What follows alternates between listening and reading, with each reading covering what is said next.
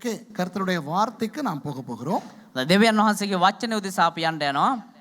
ஏசாயா 43வது அதிகாரத்தின் 18வது வசனத்தை வாசிப்போம். යෙසායා 43 වෙනි පරිච්ඡේදයේ 18 වෙනි පදය අපි කියමු. Let's read Isaiah chapter 43 and verse 18. ஏசாயா 43ஆம் அதிகாரம் 18வது வசனம் சொல்லுகிறது, முந்தினவைகளை நினைக்க வேண்டாம், பூர்வமானவைகளை சிந்திக்க வேண்டாம். පළමු කාරණේ සිහි නොකරන්න, පුරාණ දේවල්ද කල්පනා නොකරන්න. Remember ye not the former things, neither consider the things of old. இப்போ ஏசாயா என்ற ஒரு பெரிய தீர்க்கதரிசி யூதா ஜனங்களுக்கு சொன்ன ஒரு அருமையான தீர்க்க தரிசனம் இது. යෙසායා කියනවා ඔය විශාල අනාගත වක්තෘවරයා යුදා ජනතාවට කිව්වා වූ අනාගත වාක්‍ය තමයි. The great prophet Isaiah prophesied to the nation of Judah, and this was the prophecy. The context, let me furnish the context in brief. இது எந்த சந்தர்ப்பத்தில் சொல்லப்பட்டது என்று நான் உங்களுக்கு சொல்லுகிறேன். මේක මොන අවස්ථාවක ප්‍රකාශ කරන ලද්දද කියලා කියලා දෙන්නම්. ஏசாயா வந்தது இயேசுவானவர் வருவதற்கு கிட்டத்தட்ட 700 வருஷங்களுக்கு முன்பு. යෙසායා පැමිණිය යේසුස් ක්‍රිස්තුස් වහන්සේ පැමිණෙන්න අවුරුදු 700කට විතර පෙර. Isaiah came around 700 years before Jesus showed up. So we are talking about the Old Testament, 700 BC-ish. And by which time the northern kingdom had gone in exile. They were exiled in 722 BC. ஏசாயா வந்த பொழுது வடக்கு ராஜ்யமாகிய இஸ்ரவேல் ராஜ்யம் ஏற்கனவே அசீரியர்களுக்கு கிமு 722 விழுந்து விட்டது. යෙසායා පැමිණෙන්නට පෙර උතුරු රාජ්‍ය වන්නා වූ ඊශ්‍රායල් දේශය ක්‍රිස්තු පූර්ව 722 දී ඔක්කොම ඕගොල්ලෝ දන්න නිසා මම දිගට කිව්වා. මෙතන අලුතෙන් එක්කෙනෙක් ඉන්නවා නම් මම කඩලා කියනවා. ඒක ඔයාට ඔයාම දේශනා කරන්න ඕන දේවල් නේ. යෙසායා පැමිණෙන්න කලින්ම උතුරු රාජ්‍ය වන ඊශ්‍රායල් රාජ්‍ය ක්‍රිස්තු පූර්ව 722 අසීරියානුවන් විසින් විනාශ කරනු ලැබ තිබෙන්නේ. ඒ ගෝත්‍ර 12 ගෝත්‍රங்கள் 12ல் இப்பொழுது 2 கோத்திரங்கள் தான் மிச்சம் இருக்கின்றன. ඒ ගෝත්‍ර 12න් දැන් ඉතුරුලා තියෙන ගෝත්‍ර දෙකක් විතරයි. Of the 12 tribes, only 2, namely Judah and Benjamin, were remaining by the time of which Isaiah showed up. ஏசாயா வரும் பொழுது யூதா பெஞ்சமின் கோத்திரங்கள் மாத்திரமே இருக்கின்றன. යෙසායා එද්දී යුදා බෙන්ජමින් ගෝත්‍ර දෙක විතරක් තිබුණ නැහැ. இப்போ ஏசாயா அவர்களுக்கு பெரிய தீர்க்க தரிசனம் சொல்லுகிறார். යෙසායා උන්ට විශාල වූ අනාගත වාක්‍ය ප්‍රකාශ කරා. நீங்கள் பாவம் செய்கிறீர்கள். නුඹලා පව් කරනවා. பார்த்தீர்களா வடக்குக்கு என்ன நடந்தது என்று? දැක්කද දකුණු දේශයට මොන උතුරු දේශයට මොනවද සිද්ධ වුනේ? அப்புறதிක කියලාවනේ இது. அம்மோ. அதுபோல நீங்களும் மனம் திரும்பாவிட்டால் அடிமைகளாய் போவீர்கள். නුඹලාත් පසුතැවෙන්නේ නැත්නම් වහල්ලු වෙයි.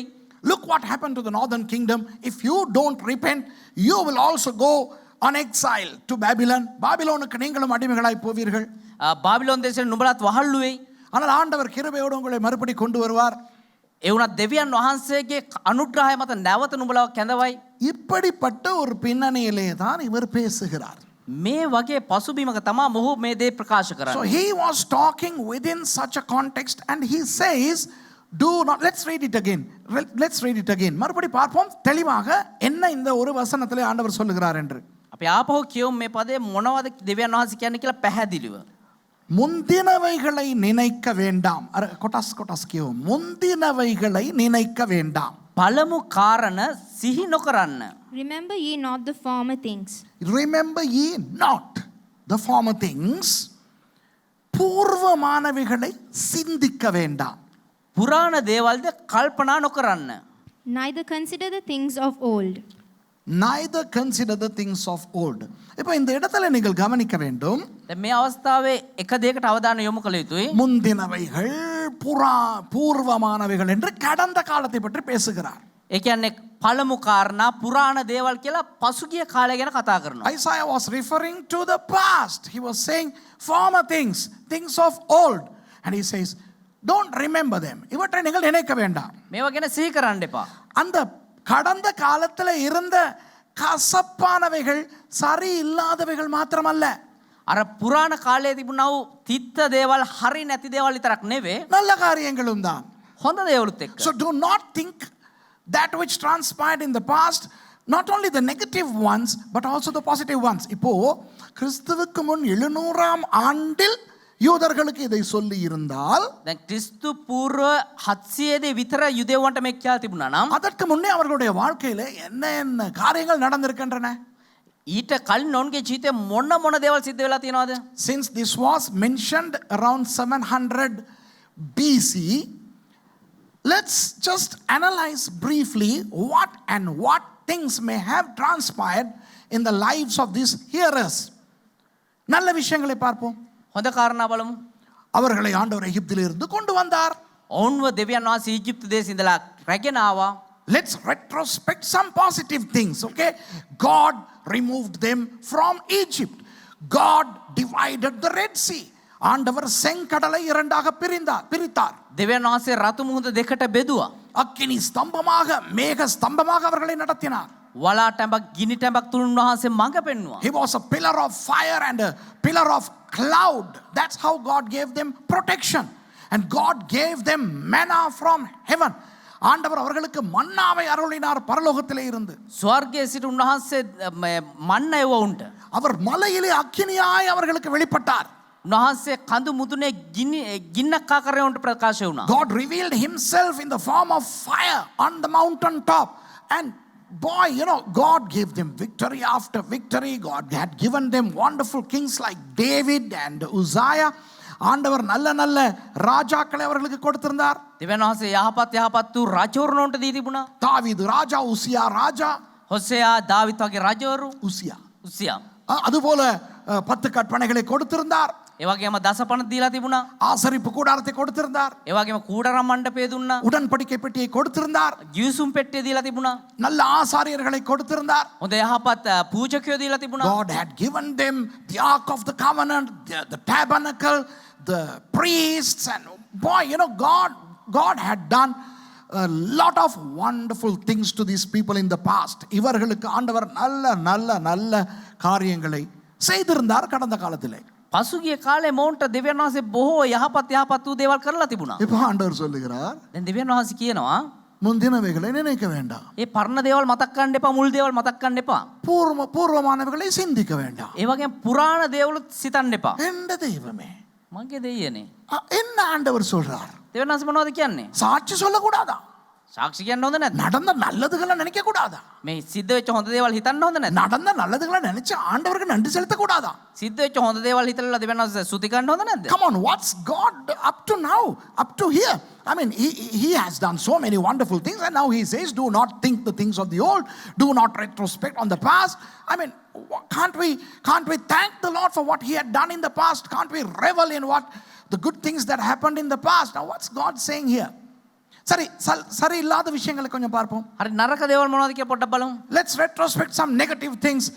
அடிமைகளாய் எகிப்திலே 400 வருஷங்கள் இருந்தார்கள். ඊජිප්තුවේ මේ වහල්ලු විදියට හිටියා. They were slaves in Egypt for 400 years, and many of them died during their 40-year period in the wilderness. அந்த பாலைவனத்தின் 40 வருஷ வாழ்க்கையில எத்தனை பேர் செத்து போனார்கள்?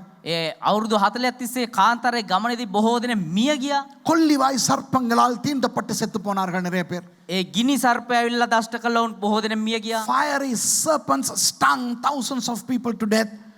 இன்னும் எத்தனையோ விக்கிரக ஆராதனைக்கு விழுந்தார்கள். ඒ වගේම බොහෝ දෙනෙක් මේ රූප නමස්කාරයට වැටුණා. விபச்சாரத்துக்கு விழுந்தார்கள். වෛශ්‍යාකමට වැටුණා. அதனால் ஆண்டவர் அவர்களை தண்டித்தார். ඒ නිසා දෙවියන් වහන්සේ උන්ට දඬුවම් කරා. Many people fell to adultery, idolatry, and God smote them.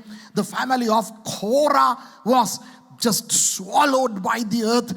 Korah என்கிறவருடைய அந்த குடும்பமே அப்படியே பூமியால் விழுங்கப்பட்டது. கோரா කියනවා ඒ පුද්ගලයා මුළු පවුලම හැම පොළොව තුලට ගිලා බැස්සා. ஆகான் என்ற குடும்பத்தையே கல்லெறிந்து கொன்றார்கள். ආකන් කියන පුද්ගලයාගේ මුළු පවුලටම ගල් ගහලා මැරුවා. The entire family of Achan was stoned to death. So there had been negative things in the past too.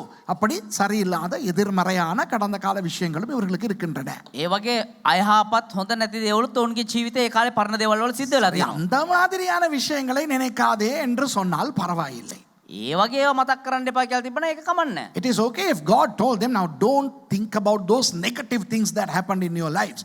But He is just bluntly and just saying in a very common way, do not think the things that happened in the past. ஆனால் இங்கே சும்மா பொதுவாக சொல்லுகிறார்.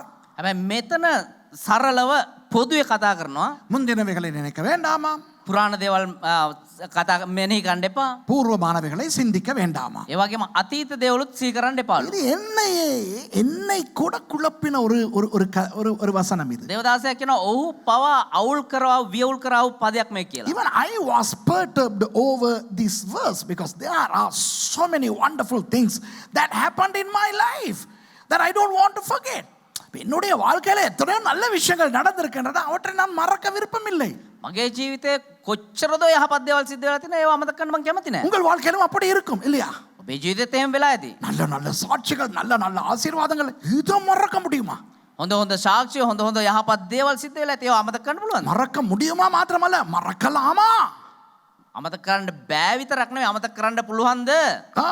I mean, there are so many wonderful things that have happened in your lives and mine. I mean, should we forget them? Can we forget them? இப்போ நான் ஒன்று சொல்ல போறேன், அது நல்ல தலைகளை நின்றாலும் சிங்களத்தில் சொல்ல முடியாது. දැන් දේවදාසයා දෙයක් කියන්න ඒක මම ඔළුවෙන් හිටගෙන කිව්වත් කියන්න බැලු There is සිංහලෙන්. something that I'm going to say in Tamil that cannot be translated into English. என்னன்றி கொன்றார்க்கும் உய்வுண்டு உய்வில்லை செய்நன்றி கொன்ற மகர்க்கு. කියන්න. දෙමළ භාර්යාවක් වුණා නම් ඕක කියන්න සිංහලේ. මොන මොන වැඩ දාලා මොන මොනවා කිව්වත් අපිට සිංහලෙන් ඒවා කියව ගන්න බෑ. What and what you tell, you cannot tell this in English lah. Okay. அதாவது வள்ளுவரே சொல்லுகிறார், வள்ளுவர் எனக்கு කියනවා, වල්ලුවර් කියන ඒ පුද්ගලයා කියනවා என்னன்றி கொன்றார்க்கும் உய்வுண்டு. அதாவது என்னத்தை செய்து தப்பு செஞ்சவனுக்கும் மன்னிப்புண்டு. මොන දෙයකින් හරි වැරදි කරන කෙනාට සමාව තිබෙනවා. What நன்றி killing person forgiveness have. வேற என்ன சொல்றதப்பா? உய்வில்லை செய்நன்றி கொன்ற மகர்க்கு. அதாவது நன்றி கெட்டவனுக்கு மன்னிப்பு இல்லையா? හැබැයි අයහපත නෑ නෑ නෑ, කළ ගුණ නැති අයට සමාව නැල්ලු. මේක கிறிஸ்தியானி නෙවෙයි, මේක லௌகிක කෙනෙක් කිව්වේ. இது வந்து உலக பிரகாரமான ஒன்று, ஆனால் நல்ல ஒரு தத்துவம். இது வேத தத்துவம் அல்ல, ஆனால் நல்ல ஒரு தத்துவம். கிறிஸ்தவர்களுக்கும் இந்த தத்துவம் தேவை. This is not a biblical precept, but a precept of a wonderful man who lived many centuries ago in India, and he says people can be forgiven for anything but for not being grateful. So these ungrateful brats are unforgiven. Now that's what they say. ஆமாவா இல்லையா? சொல்லுங்க பார்க்கலாம். ඒක හරිද වැරදිද? நன்றி கெட்டத்தனம் இருக்கலாமா? කලෙගුණේ නැතුව ඉන්න පුළුවන්ද? I mean, is it okay for people to be ungrateful? ஆனால் இந்த வசனத்தை பார்த்தால் அப்படி அல்லவா ஆண்டவர் சொல்லுவது போல இருக்கிறது. හැබැයි මේ පදේ බැලුවනම් එහෙම නෙමෙයි දෙවියන් වහන්සේ කියන්නේ. This verse suggests even that. I mean, if God says don't think about things that happened in the past without qualifying whether it's good things or bad things, God implies that even the good things you don't have to remember.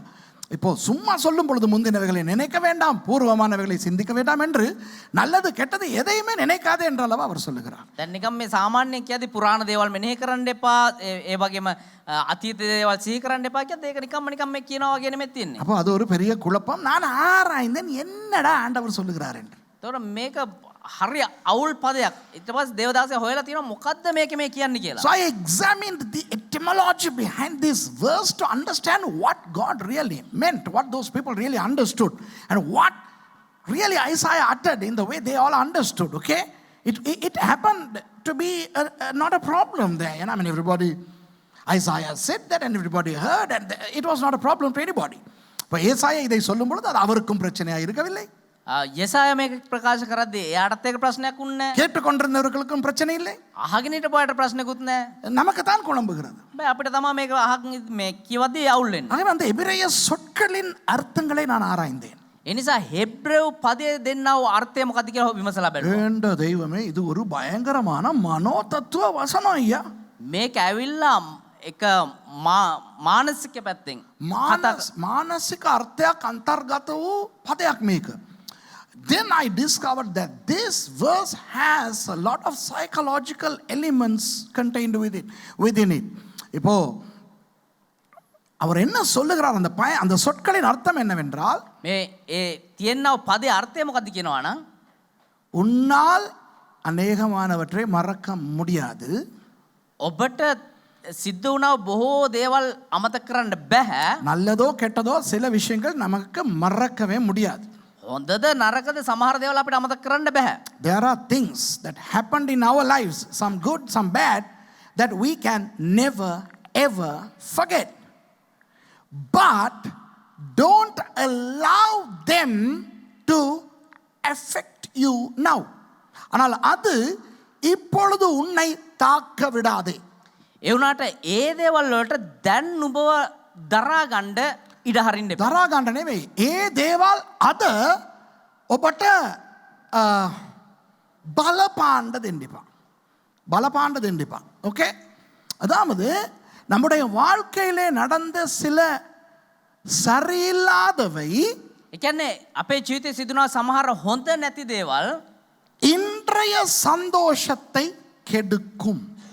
අද අපේ සන්තෝෂය නැති කරයි. Certain negative things that happened in our lives in the past could destroy our today's joy. May I repeat it? நம்முடைய கடந்த கால சில துயரமான சம்பவங்கள் අපේ ජීවිතයේ අතීතයේ සමහර අශුද්ධ එහෙම නැත්නම් හොඳ නැති දේවල් නරක දේවල් நமது இன்றைய சந்தோஷத்தை கெடுக்கும்.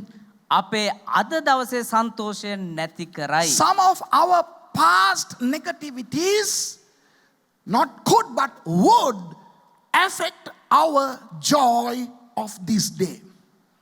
எத்தனை பேர் சொல்லுவீங்க உண்மைதான்ட்டு? කීදෙනෙක් කියනවා මේක ඇත්ත කියලා? How many of you all agree with me? இப்போ இதைத்தான் இந்த வசனம் சொல்லுகிறது. දැන් මේ පදේ මේක තමයි කියන්නේ. கடந்த கால துயரங்கள் உனக்கு மறக்காது. පසුගිය සිදුවීම ඔබ අමතක කරන්න එපා. அமதක වෙන්නේ නැහැ. අමතක වෙන්නේ නැහැ. ஆனால் அது வரும் பொழுது அதை நினைத்து கொண்டிருக்காதே, அதை அகற்றி போடு. හැබැයි ඒක ආපහු මතකෙටදී ඒ ගැන හිතාගෙන ඉන්න එපා. ඒක අතල්ලා දාන්න. So God is saying here, now you will never forget some of the great bad things that happened in your lives in the past. But when you remember those things, eliminate them ASAP, lest it affects you now. இப்போ புரியுதா உங்களுக்கு? දැන් තේරුණාද ඔබට? அப்போ நாம் சில நேரம் தனியாக இருக்கும்போது දැන් අපි සමහර වෙලාවට තනියෙන් ඉද්දී அல்லது சில ஏதாவது ஒரு காரணத்தினால் பழைய சில கவலைக்குறை விஷயங்கள் ஞாபகத்துக்கு வரும் பொழுது එහෙම නැත්නම් අපේ පරණ සමහර දුක්බර දේවල් නැවත මතකෙට එද්දී அதை ஒரு போராட்டமாய் நாம் எடுத்துக்கொள்ள வேண்டும்.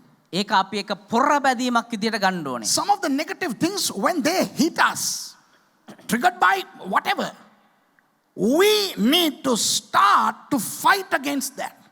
We need to fight against that and eliminate that, otherwise we are going to be sad. அதோடு சண்டை பிடித்து நாம் அதை அகற்ற வேண்டும், இல்லாவிட்டால் கவலைப்பட போகிறோம்.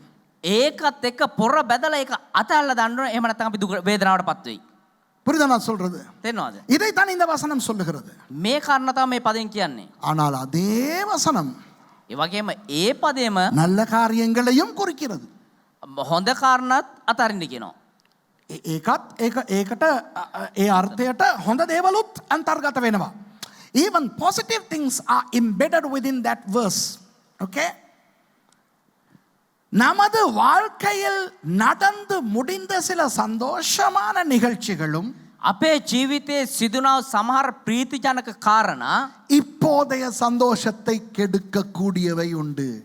දැන් අපේ සන්තෝෂය නැති කරන කාරණා විදිහට තියෙන්න පුළුවන්. Some of our past good things can affect our today's joy. Now I am very much into nostalgia. You know, I really love old things. இப்போ தனிப்பட்ட ரீதியா எனக்கு பழையவை என்றால் ரொம்ப பிடிக்கும்.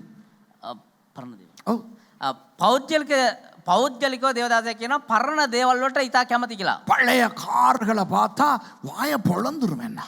පරණ කාර් දැක්කම කට ඇරෙනවා The ඉබේටම. Ford Prefect, Ford Anglia, Austin, Cambridge, Morris, மைன் இதெல்லாம் பார்த்தா எந்த ஆவி ஆத்மா சர்றம் எல்லாம் இடம் மாறிடும். අපේ භාෂාවෙන් කිව්වොත් ගෙම්බෝකාරයම දැක්කාම ආත්මේ ප්‍රාණේ ශරීරේ ඉඩම් තැන මාරු වෙනවා. මම Volkswagen ගැන කිව්වේ නෑ, ඔයා ගෙම්බ ගැන කතා කරනවා. When I look at those, Ford Anglias, Ford Prefects, Austin, Cambridge, Morris Oxford, or Morris Minor, I prefer them to Rolls Royces. Rolls Royce விட இது எனக்கு ஆசை. රෝල්ස් රොයිස් කාර් වලට වඩා පරණ කාර් වලට ආසයිලු. அப்போ இப்போ ஓடுதே இலங்கையில நல்ல நல்ல ட்ரெயின் செட்ஸ் எல்லாம் ஓடுது. S13 S14 வரைக்கும் வந்துருச்சு. දැන් අලුත් කෝච් එන්ජින් දුවනවා ලංකාවේ. S13 S14 කියන්නේ අපි කට්ටිය ඒවා යයිනේ. S13 S14 කියනවා coach engine. Now they have imported a lot of nice power set machines by the railway department from India and China. S13s, S14s, S12, the blue one. Well, they are all wonderful, but nothing like the ancient S2, S3. අර පරණ S2, S3 වගේ නේ. ඒවා දකිනකොට මට නිකන් පිස්සු හැදෙනවා. හැබැයි අර පරණ ඒක දෙවලින් කියන්නේ. அந்த பழைய காலத்துல வந்து அந்த S2 S3 மாதிரி பழைய என்ஜின் பார்க்கக்குள்ள வாய் பொழைக்கும். வாய் பொழைக்காது, வாய் பொழக்கும். அதுபோல அந்த கரிகோச்சியை பார்த்தா ஐயோ எனக்கு எனக்கு ஏலாது. கரிகோச்சியை பார்த்தா எனக்கு ඒ වගේම අර දුම් කෝච්චිය දැක්කම ඒකටත් මාර ආසාවක් තියෙනවා. When I look at the steam locomotives, I become nostalgic just in a jiffy. I really like the past. அந்த கடந்த கால விஷயங்கள் எனக்கு சரியான ஆசை. ඒ පසුගිය කාලවලට මං හරි ආසයි. ஆனால் சில நேரம் හැබැයි සමහර වෙලාවට அந்த கடந்த கால நல்லதுகள் கூட இந்த காலத்தை சந்தோஷத்தை கெடுக்கும். ඒ පරණ කාලේ යහපත් දේවල් පවා දැන් මේ මොහොතේ සන්තෝෂය නැති කරලා දානවා. Sometimes our good things from our past can affect our joy today. இப்போ நான் நல்லா தான் இருக்கிறேன், ஹாப்பியா தான் இருக்கிறேன். நம்ம හොඳට සන්තෝෂෙන් තමයි ඉන්නේ. ஆனா அந்த அது இருந்துச்சு, அது இருந்துச்சுன்னா இன்னும் நல்லா இருக்கும் தானே. හැබැයි අර පරණ අර තිබ්බදේ තිබ්බනම් ඊට වඩා හොඳයි නේ අප්පා. I am happy today, not that I am sad or anything, but it will be wonderful if we still have that. அந்த பழைய காரும் இருந்தா எப்படி இருக்கும்? අර පරණ කාර්යයක් තිබ්බනම් කොහොමද ඒද? I mean, wouldn't it be nice if we also had that old machine on top of all the new? விளங்குதா உங்களுக்கு? அப்போ அந்த மாதிரி சில நல்ல விஷயங்களும் கூட நம்மை இன்றைக்கு பாதிக்கும். ඒ වගේ හොඳ යහපත් දේවල් පවා සමහර පරණ දේවල් අපේ ඒ සන්තෝෂය නැති කරලා දානවා. சில பேர் சாட்சி சொல்லுகிற போது සමහරු සාක්ෂි කියද්දී இதை பாருங்க, இதை நான் என்னை பற்றியே சொல்லுகிறேன், என்னை பற்றியே சொல்லுகிறேன். දේවදාසය කියන මේකත් තමුන් ගැනම කතා කරන්න කියලා. Let me tell you about myself. Why talk about others or why put it on a common platform? Let me talk about me here. என்னை பற்றி சொல்லுகிறேன்.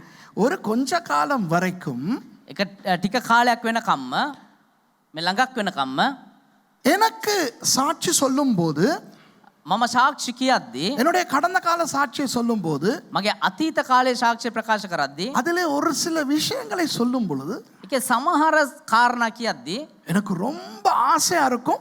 ரசிச்சு ரசிச்சு சொல்லுவேன். ඒක හරි ආසයි මට කියන්න ඒක රස විඳ විඳ මම කියන්නේ. அப்படி அந்த என்னுடைய சாட்சியை கேட்டவர்கள் நிறைய பேர் இங்கேயும் இருக்கலாம், அங்கேயும் பார்த்து கொண்டிருக்கலாம். එහෙම මගේ සාක්ෂි අහපු කට්ටිය මෙතනත් ඉන්න පුළුවන්, බලාගෙනත් ඉන්න පුළුවන්. When I share about my past, even by way of a testimony, there have been things that I revel upon, and I sort of get into a certain degree of pride when I say that. அப்ப குறிப்பா நான் பாட்டு பாடின காலத்தை பத்தி பேசும்போது, දැන් දේවදාසයා ගායකයෙක් විදියට ගීත ගායනා කරපු කාලෙකදී நான் அதே ஒரு எதிர்மறையாய் சொல்ல மாட்டேன். ரொம்ப இப்படி எல்லாம் பாடினேன் தெரியுமா, அப்படித்தான் சொல்லியிருக்கிறேன். ඒක නිකන් නරක දෙයක් විදියට එහෙම නැත්නම් සන්තෝෂය නැති දෙයක් විදියට ඒක හරි සන්තෝෂෙන් රස විඳලා තමයි ප්‍රකාශ When කරන්නේ. I used to share about how I used to be a singer professionally those days, I have really not being sad, not being happy that I am out of that, but I was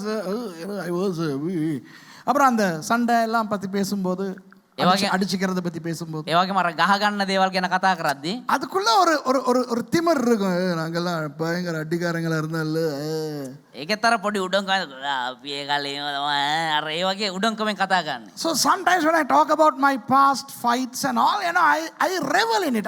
I go back, I travel in time and I enjoy that. And then say, but praise God, now I am out of that. Now, that's not a good testimony. ஆனா பொய்க்கு சொல்றது ஆண்டவருக்கு ஸ்தோத்திரம், அதை விட்டெல்லாம் வெளியே வந்துட்டேன்ட்டு. හැබැයි බොරුවට කියනවා දෙවියන් වහන්සේ ස්තුති වේවා ඒ සියල්ල අතහැරලා මම එළියට ආවා කියලා. அப்ப என்னோட ஆண்டவர் கொஞ்ச நாளைக்கு முன்னால பேசினார்.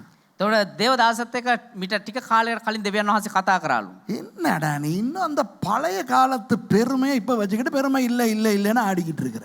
මොකද්ද මං උඹ තාමත් අර පරණ කාලේ උඩඟකම තාමත් යාගෙන ඒක නෑ නෑ නෑ කියන කියවගෙන ඉන්නවා. God was dealing with me not too long ago. I mean, he was impressing upon my heart. Now you revel in your past too much. You know, you enjoy your past too much. Now don't do that. And I was like, no Lord, that's all my testimony. நான் ஆண்டவரோடே சண்டை பிடிக்கிறது என்னன்னா, இல்ல நான் அதான் சாட்சி தானே. එතකොට දෙවියන් වහන්සේත් එක්කම රණ්ඩු කරාලු. නෑ ස්වාමීනි ඒක මගේ සාක්ෂියනේ. அப்போ இந்த வசனம் மூலமாய் கர்த்தர் எனக்கு சொல்லிவிட்டார். එතකොට දෙවියන් වහන්සේ මේ වචනය තුලින් කතා කරාලු. முந்தினவைகளை சொல்லுங்க. என்ன வசனத்தை சொல்லுங்க. சுரேஷ் என்ன சொல்றாங்கிறது வேணாம். வசனம் என்ன சொல்லுது? முந்தினவைகளை நினைக்க வேண்டாம். சிங்கனே. පුරාණ දේවල් සිහි නොකරන්න. How does it say in English? You got to be ready in season and out, dear. You can't, when I say you can't shop for your mic, just keep it and be ready. Remember ye not the former things. Remember ye not the former things. Okay? So remember ye what? Say not. Say not, everybody. டிவியில பார்க்குறவங்க சொல்லுங்க வேண்டாம். එපා. இப்போ இந்த வசனம் இப்படி சொல்லவில்லை. එතකොට මේ පදේ මෙහෙම කිව්වේ නෑනේ. முந்தினவைகளை நினைக்காமல் இருக்க பாருங்கள். පළමු කාරණා සිහි නොකරින්න උත්සාහ කරන්න. The verse doesn't begin with try. It doesn't say try not to remember the things of the past. No. It doesn't say don't try. It says don't. முயற்சிக்க வேண்டாம். උත්සාහ කරන්න. அப்படி இல்லை. அப்படி நினைக்க முயற்சிக்க வேண்டாம். நினைக்காமல் இருந்தால் நல்லது. இப்படி சொல்லவில்லை. හිතන්න නැතු ඉන්න උත්සාහ කරන්න. එහෙම නැත්නම් එහෙම හිටියානම් හොඳයි. එහෙම කියලා නෑ. நினைக்க வேண்டாம். அது ஒரு கட்டளை. හිතන්න එපා. ඒක අනක්. மறக்காது. අමතක කරන්න එපා. அது மறக்காது. உனக்கு ඒක අමතක වෙන්නේ නැහැ. என்ன ஆச்சு இன்னைக்கு உனக்கு? காலைல சாப்பிட்டு கிப்ட்டு வந்துட்டியோ? சனி பண்ணையோ? ஓகே.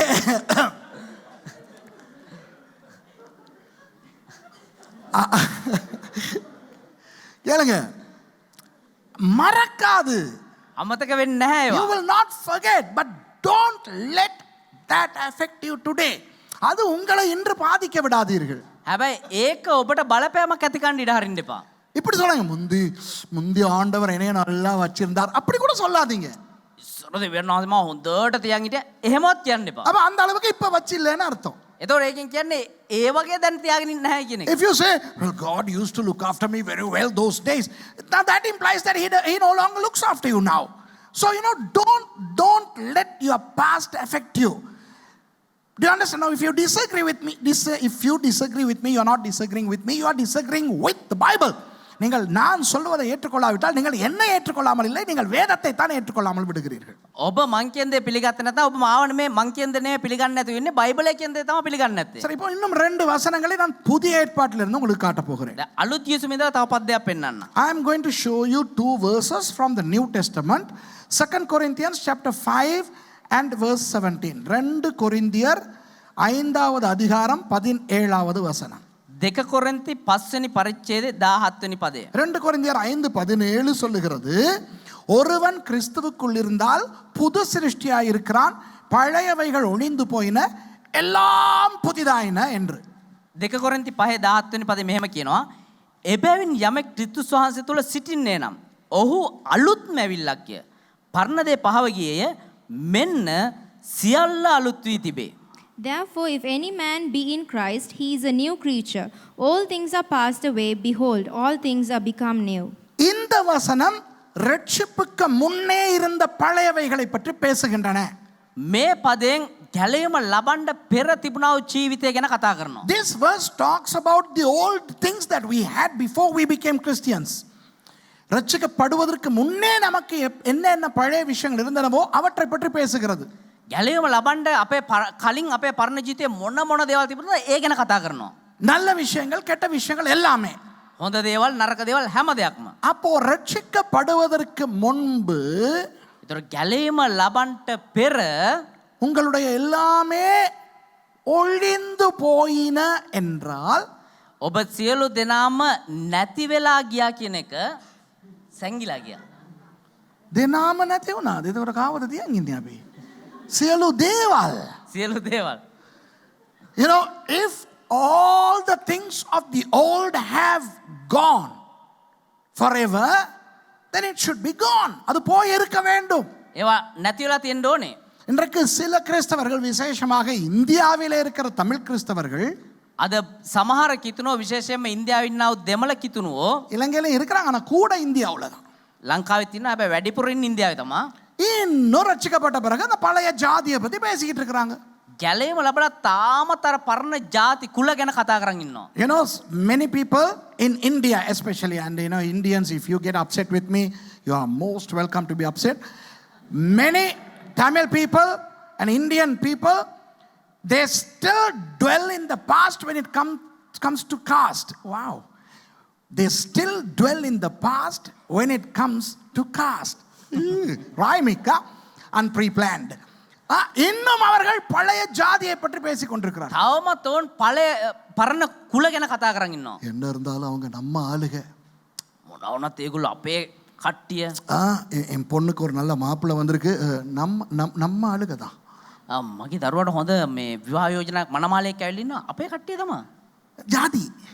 ඒ කියන්නේ ජාතිය. කුලය. ரட்சிக்கப்பட்ட பிறகும் இன்னும் மொட்டை வெள்ளாளன் இருக்கிறான், நாடார் இருக்கிறான். அவங்க ரட்சிக்கப்பட்ட நல்லா ஊழியம் செய்கிறாங்க, ஆனால் அவங்க இன்னும் பிராமின்ஸ். යා ගැලීම ලබලා මේ සේවය කරන් ඉන්න ඒ වුණාට තාමත් එයා බ්‍රාහ්මණ කෙනෙක්. You know, many people are so proud of their caste. Some people are so sad about their caste. சில பேர் வந்து தங்களுடைய ஜாதியை பற்றி ரொம்ப கவலை. என்ன இருந்தாலும் நாங்கள் எவ்வளோ தான் நாங்கள் ஆண்டவருக்குள்ளே இருந்தாலும் நாங்கள் அந்த மாதிரி பெரிய ஆளுக இல்லையே. සමහරුන්ට තාමත් තමුන්ගේ කුලය ගැන දුකයි. කොච්චර අපි ගැලීම ලබලා මොනවා සේවය කරන් හිටිය අපි තාම ඉතින් අර වගේනේ. சர்ச்சில் எல்லாம் நல்லா தான் இருப்பாங்க, සභාව තුල හොඳට තමයි ඉන්නේ, சமுதாயத்தில் நல்லா தான் இருப்பாங்க. සමාජය තුලත් හොඳට තමයි ඉන්නේ. அவனுடைய ஒரு கல்யாணம்னு வந்தாதான் அந்த பிசாசு வெளிப்படும். හැබැයි අර මගුලක් කියලා දෙයක් ආවොත් තමයි මේ දේවල් එළියට එන්නේ. You know, when they come to church, when they are in a social program, oh, they are all, you know, ooh, they are all wonderful Christians. But when it comes to a marriage, then you know, the hidden demons would be revealed. ஆகவே நான் உங்களுக்கு சொல்கிறேன், இப்போ இதை பற்றி நான் பேச வரல. මේ ගැන කතා කරන්න මම ආවේ නෑ. நீங்கள் யாராக இருந்தாலும், ඔබ කවුරු වුණත්, நீங்கள் தமிழ் சிங்களம் யாராக இருந்தாலும், ඔබ සිංහල දෙමළ කවුරු වුණත්, லைட்டாக சரி நீங்கள் ஜாதி பார்க்குறவங்களா இருந்தால், පොඩ්ඩිවට හරි ඔබ ඔය කුලමල බලන කෙනෙක් නම් நீங்கள் அசிங்கம். වා අපිරියයි. யா යා. Yeah. Okay? So, you know, if you are a Christian and if you still talk about your caste of the past, then you are a sordid person. You are an abomination in the kingdom of God. Right? If you are upset with me, wonderful. இதை கேட்டு நீங்க என் மேல upset ஆகிட்டீங்கன்னா, මේක අහලා ඔබ මගෙත් එක්ක මේ upset වුණා නම් சந்தோஷம். සන්තෝෂයි. ஓகே, அப்போ இந்த கடந்த காலத்து பெருமைகள், கடந்த காலத்து நன்மைகள், கடந்த காலத்து சந்தோஷங்கள் உங்களை இன்று பாதிக்க வேண்டாம். ඒතර පසුගිය ජීවිතයේ යහපත් දේවල්, පසුගිය කාලේ හොඳ දේවල්, පසුගිය කාලේ ප්‍රීතිමත් දේවල් දැන් ඔබේ ජීවිතේ ප්‍රීතිය නැති කරන්න அதாவது හොඳ නැහැ. ரட்சிக்கப்படுவதற்கு முன்பு. ඒක ගැලීම ලබන්න පෙර. Okay, so whatever good things you had before you got saved, don't let those things bring joy now. Do you understand? But I'm telling you, it happened to me until recently. எனக்கே இப்போ ஒரு கொஞ்ச நாள் வரைக்கும் அது நடந்துச்சு.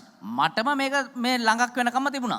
இப்போ கிட்டத்தில் வரைக்கும் நான் யோசிப்பேன், அந்த கூட்டத்திலே கோயில் புறா பாடும் பொழுது பொம்பளை பிள்ளைகள்லாம் எப்படி மயங்கி என்னைய பார்த்துக்கிட்டு இருந்துச்சுன்னு நான் அதை இன்னும் கிக்கா சொல்லிக்கிட்டு இருப்பேன் தெரியுமா, என்னமோ இப்போ மயங்கிற மாதிரி. මේ ළඟක් වෙනකම්ම හිතන් මේ මතක් කරන්නේ අර සිරියම්මේ සාරා වගේ සින්දු කියද්දි කොච්චර ඒක හොඳයිද කියලා. சிறியாமே சாராமான் கிவினே தெரியாது. அப்போ ஆண்டவர் எனக்கு சொன்னார், சுரேஷ், இந்த வசனத்தை மீறி நீ வாழ்ந்துகிட்டு இருக்கிற. එතකොට දෙවියන් වහන්සේ මට කිව්වා සුරේෂ් ඔබ මේ වචනයට එහායින් ජීවත් වෙනවා කියලා. அப்போ நான் ஆண்டவரோட சண்டை பிடிக்கிறது. එතකොට දෙවියන් වහන්සේත් එක්ක රණ්ඩු කරා. நாதா நான் சாட்சி சொல்லுகிறேன். ස්වාමීනි මම සාක්ෂි කියන්නේ. You know, I quarrel with God. I said, no, Lord, I'm doing a favor to you. In fact, I'm sharing my testimony. I mean, this person will become a Christian if I say that. இந்த ஆள் ரட்சிக்கப்படணும்னு சொல்றேனா? මේ මගේ සාක්ෂි අහන එක ගැලවීම ලබන්න ඕනේ කියලා ලු මම මේක කියන්නේ. බොරු. එංග நிறைய பேர் நாங்க சாட்சின்னு அடிக்கிறோம் தானே. දැන් අද බොහෝ දෙනෙක් තමුන්ගේ සාක්ෂිය කියලා මේ කියනවා නේද? கஹனவனே. இது ஆண்டவருக்கு மகிமையை கொடுக்கிறதுக்கு இல்ல. ඒක දෙවියන් වහන්සේට මහිමය දෙන්න නෙමෙයි. நான் அவ்வளவு பெரிய ஒரு ஆளா இருந்தேன். මොයි වගේ ලොක්ෙක් කියලා හිටියා. அந்த காடையனா இருந்ததுலயும் பெரிய காடையனா தான் இருந்தேன். ඒ කියන්නේ රස්ತೆ අධිකාරියෙක් වුණත් මම ඒකෙත් නියම ටොප් ලෙවල් රස්ತೆ අධිකාරියෙක් විදිහට හිටියේ. இல்லங்கதா அதுல ஒரு பெருமை இன்னும் இவருக்கு இவரை சூனாக்குது. මේකේ තාම මෙයාට ඒකේ චූන් එක තියෙනවා. So you know, sometimes when we say about our past, you know, we are still proud about that, and we are saying, well, I used to be a big gangster, I used to be a big sinner. அதாவது அந்த ஊத்தையவே பெருமையா சொல்ற ஒரு ஊத்த. කියන්නේ කුණු ගොඩම රස කර කියන කුණු ගොඩක්. So you know, you talk about that abomination in a prideful manner, which is a greater abomination.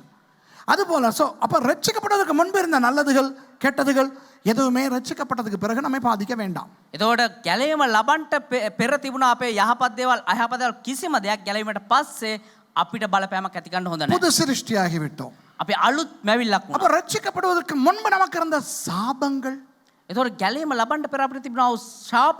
what about curses that we had before we became Christians? I mean, many of us have come from other religions which involved curses, okay, and bindings.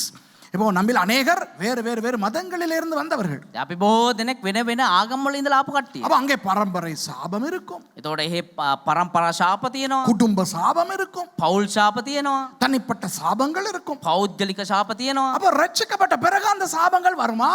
එතකොට ගැලවීම ලැබුවට පස්සෙත් ඒ ශාප එනවද? Will or could those curses of our pre-Christian era follow us into our Christian era? No.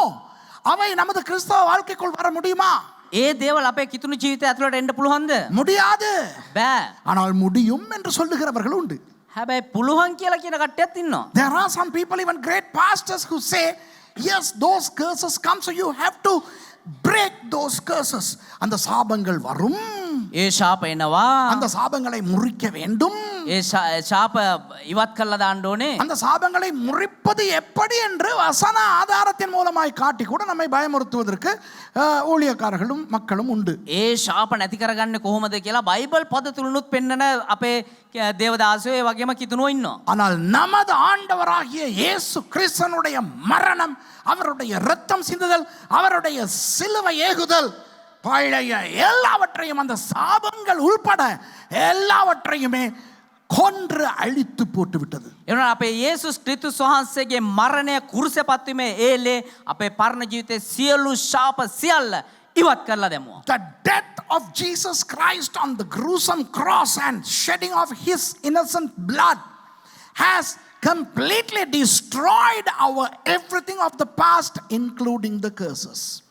ஆகவே இந்த நிகழ்ச்சியை பார்க்கிற நீங்கள் யாராவது அல்லது இங்கே இருக்கிற யாராவது, එනිසා මේ වැඩසටහන බලන කවුරු හරි කෙනෙක්ව සජීව හරි මේ ස්ථානින් නව අය හරි எந்த பெரிய ஊழியக்காரர் எவ்வளவு கவர்ச்சியாய் உங்களை பயமுறுத்தி இருந்தாலும் சாப விஷயத்திலே, මොන්න තරම් ලොකු දේවදාසය කොයි තරම් ලස්සනට ඔබ ආකර්ෂණය කළා කොයි ආකාරයෙන් ඡාපය පිළිබඳව ඔබට කියලා දීලා තිබුණත්, இன்றைக்கு நான் இயேசுவின் நாமத்திலே பலிபீடத்திலே இருந்து சொல்லுகிறேன், අද දවසේ මේ වේදිකාවේ ඉඳලා දේවදාසයක් කියනවා යේසුස් ක්‍රිස්තුස් වහන්සේ නාමයෙන් ප්‍රකාශ කරනවා කියලා. அது பொய். ඒක බොරුවක්. நமக்கு பரம்பரை சாபம் வரவே வராது. අපිට පරම්පරා ශාපේ එන්නෙම නැහැ. It doesn't matter what sort of a man of God, how convincingly has taught you that you have these generational curses. I want to say from the pulpit here, in the name of Jesus, that is a lie. Don't buy into that and live under bondage. There are no curses to us Christians. கிறிஸ்தவர்களாகிய நமக்கு சாபம் கிடையாது. කිතුරන්න වූ අපිට ශාප පැමිණෙන්නේ නැහැ. விளங்குதா pastor இதை குறித்து கொஞ்சம் தெளிவான ஒரு பாடத்தை எங்களுக்கு போடுங்களே யூடியூப்ல. පාස්ටර් මේ ගැන අපිට පැහැදිලි කරලා හොඳ ලස්සන මේ ඉගැන්වීමක් දාන්නකෝ YouTube එකේ. மாட்டேன் දන්නේ නැහැ. Pastor, can you give us a very detailed teaching on this subject on YouTube? No. I have many other good things to teach. Why should I spend time on curses? எனக்கு பேசுறதுக்கு நல்ல நல்ல விஷயம் இருக்குது. எனக்கு நான் சாபத்தை பத்தி உங்களுக்கு பேசிக்கிட்டு இருக்கணும். මට කතා කරන්න හොඳ හොඳ දේවල් තියෙද්දි ඇයි මම මේ ශාපය ගැන කතා කරගෙන இந்த யூடியூப்ல பாக்குறவங்க මේ YouTube එකේ බලන කට්ටිය ரிக்வெஸ்ட் பண்றீங்க தானே? සමහරව ඉල්ලීම් කරනවා නේද? இதை படிச்சு கொடுங்க பாஸ்டர், அதை பிடிச்சு கொடுங்க பாஸ்டர். நன்றி. මේක උගන්වන්න පාස්ටර් අරගෙන කියලා දෙන්න පාස්ටර් කියලා. ස්තුතියි. Many people who are watching me from via YouTube, they are requesting, you guys are requesting me to teach that, this and the other. But ವ್ಯವಸ್ಥೆಯ ಕೇಳುங்கப்பா. ඒක පැහැදිලිව මේ අවබෝධයක් ඇතිව අහන්න. பிரயோஜனமானதை படிச்சு கொடுக்க சொல்லுங்க. ප්‍රයෝජනවත් උගන්වන්න කියන්නේ. எத்தனை வானம் இருக்குன்னு படிச்சு கொடுக்கவா அன்னைக்கு ஒன்று சொல்லுது எனக்கு. அது பார்த்துக்கிட்டு இருக்கும்னு நினைக்கிறேன். ස්වර්ගයන් කීයක් ගැන අහස් කීයක් තියෙනවා කියලා எத்தனை பேர் அந்த அந்த அந்த வாய்ஸை என்னோட உட்காந்து யார் கேட்டுக்கிட்டு இருந்தீங்க? கேட்டுக்கிட்டு இருந்தீங்க தானே? விளங்குதா? கேட்டுக்கிட்டு இருக்கிற அது வானங்களை பற்றி சொல்லி கொடுக்குமா? உனக்கு எத்தனை வானம் இருக்குன்னு தெரிஞ்சு என்ன பிடுங்க போற? பறக்க போறியா? අත්තන මානකලකුම් පරක පොරියාමා අහස් කීයක් තියනවද කියලා උගන්වන්නලු. ඉතින් ඔය ඒක දැනගෙන මොනවා කරන්න? ඉගලෙන්ට දෙන්නේ අහස් කීයක් තියනවද කියලා දැනගෙන. This dear lady, a Tamil lady, she is asking me to teach as to how many heavens are there. Now my question is, what are you going to do with that? Are you going to fly through all those heavens? You are not even a pilot, you are not even a passenger, you are confined in a country. இந்த அக்கா வந்து ஏதோ ஒரு நாட்டில் இறுகி போய் இருக்குது. இப்போ මේ සහෝදරයලා කොහෙද රටක දැන් මේ හිර වෙලා ඉන්නේ. அதுக்கு சும்மா பிளேன்லயே போக முடியாது, இது ஓட்டிக்கிட்டா போகும்போது. கோச்சிக்கிறாதீங்க, நீங்க பாத்துக்கிறதா இருந்தா கோச்சிக்கிறாதீங்க. இந்த மாதிரி முக்கு கதையெல்லாம் கேட்காதீங்க எனக்கு. බලන් ඉන්නවනම් තරහ වෙන්න එපා. මේ වගේ මෝඩ ප්‍රශ්න අහන්න එපා. இன்னொரு ஆள் எனக்கு கேக்குது. තවත් එක්කෙනෙක් පාස්ටෙන් අහලා තිනවා. தெளிவான விளக்கம் ஒன்றை தாருங்கள் ஐயா. கௌரவமா கேக்குறாங்க. ඉතා ගෞරවාන්විත ඉල්ලලා තිනවා හරි පැහැදිලි උත්තරයක් දෙන්න. Very respectfully this brother has requested me, he says, sir, could you please do a detailed teaching about what? என்ன தெரியுமா? මොකක්ද දන්නවද? காயினுட்டு பொண்டாட்டி யாரு, ஆபேல் கல்யாணம் கட்டி இருந்தாரா, சேத்துட்டு பொண்டாட்டி யாரு, இவங்க எல்லாம் நோவா காலத்துல இருந்தாங்களா, அவங்களுக்கு என்ன நடந்துச்சு? කායින්ගේ බිරිඳ කවුද? ආබෙල් විවාහ වෙලා සිටියද? සේත්ගේ බිරිඳ කවුද? නෝවායේ කාලේ මොන වගේ දේවල්ද සිද්ධ වුනේ? මේ ගැන පැහැදිලි කරන්න. இதெல்லாம் உங்க ரட்சிப்பை பாதிக்க போதா? මේ හැම දෙයක්ම ඔබේ කැලවීමට බලපෑමක් ඇති කරනවද? Who was the wife of Cain? Who was the wife of Abel if he was married? What about Seth's wife? Did they live till the time of Noah? அப்புறம் அந்த ஆதியாகம 6ஆம் அதிகாரத்துல வந்த அந்த ஆளுக யாரு? ඒතර උප්පත්ති 6 වෙනි පරිච්ඡේදයේ කතා කරන ඔය කට්ටිය කවුද? Who are the people mentioned in Genesis 6? Who are the Nephilim, the giants? அந்த ராட்சதர்கள் யார்? ඒ යෝධයෝ කවුද? உனக்கு உங்களுக்கு பிரதர், உங்களுக்கு ராட்சதன் யாருன்னு தெரியணும்னா எழும்புன உடனே உங்க பொண்டாட்டி மூஞ்ச பாருங்க, அதுதான். ඒ යෝධයා කවුද කියලා ඔබට දැනගන්න ඕන නම් නැගිට ගම ඔබ පිටින්දගේ මුණ බලන්න ඔබ දැනගනි. If you want to see a 21st century giant, once you wake up, look at the face of your spouse. இதெல்லாம் தேவையாப்பா? මේවා සේරම ඕනේද? பிரயோஜனமானது கேட்கணும். ප්‍රයෝජනවත් දෙයක් අහන්න ඕනේ. அப்புறம் கேட்பாங்க இன்னைக்கு பிறகு அந்த சாபம் இல்ல, நீங்களே அதை பத்தி தெளிவான ஒரு பிரசங்கத்தை போடுங்க. மாட்டேன். දැන් අදින් පස්සේ කිය අර ශාප නැහැ කියලා කිව්වනේ. ඒ කියන්නේ පොඩ්ඩක් පැහැදිලිව දේශනාවක් දාන්නකො. දාන්නේ නැහැ. தெளிவா சொல்றேன். පැහැදිලිව කියන්නම්. நமக்கு අපිට சாபம் ශාප இல்லை. නැහැ. பழைய சாபம் පරණ ශාප வராது. එන්නේ නැහැ. வரும், ஆனா வராது இல்ல, வரவே வராது. ஓகேயா? So there are no curses to us. Okay? இப்போ இந்த ரோட்ல போகும்போது காஞ்ச குச்சிக்கா, மிளகா, கொஞ்சம் தேசிக்கா, சாம்பலோட போட்டிருப்பாங்களே.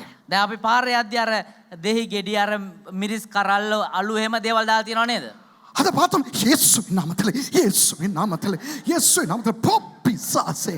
ඒකවල යේසුස් වහන්සේගේ නම, යේසුස් වහන්සේගේ නමෙන් කියලා යන්න එපා. ஏண்டி பயப்படுற? ඇයි බය වෙන්නේ? மீதிச்சுக்கிட்டு போய்கிட்டே இருங்க. පාගෙන පොහේ යන්න. If you see those things on the road, this, how do you call them? how do you call them? These vices, these, these charms and stuff. They put a little lime, a couple of lime fruit, along with these dried chilies and some ashes.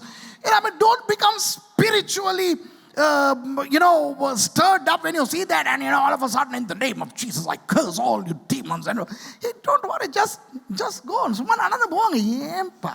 නිකම් පාඩුව යන්න ඇයි මේ? நான் அதெல்லாம் கண்டா தேடி போய் மிதிப்பேன். දේවදාස කියනවා දැක්කන ගියා ඔය හොයන් ගිහලා පාගනවලු. ஏன்னு சொன்னா அதுக்குள்ள ஒரு பேய் இருந்துச்சுன்னா சந்தோஷமா பேய் how are you? ඇයි කියනවනේ ඒ තුල යකා හිටියනේ සන්තෝෂයෙන් පාගලා දාන්න. If there is a demon in that, I'm so happy to trample that demon. நம்ம ஆக்கள் என்ன நினைக்கிறது தெரியுமா? අපේ මිනිස්සු මොනවද දන්නවද හිතන්නේ? அப்படி தவறு நாங்க மிதிச்சிட்டோம்னா වැරදිලාවත් මම පෑගුවා නම් அந்த பேய் இந்த காலுல கால வந்து ඒ යකා මගේ කකුල දිගේ ළඟි. அப்படியே எங்களை இது பண்ண அதுக்கு பிறகு நாங்க திரிவோம். එහෙම මගේ ශරීරය ඊට පස්සේ කියන නටාගෙන ඉඳුයි. இவ்வளவுதானா உங்க கிறிஸ்தவம்? මේ මේමද අපේ කිතුණුව? මෙච්චරද ඔබගේ කිතුණුකම? ඇත්තටම මෙයාට නම් සනීප නෑයෝ තමයි.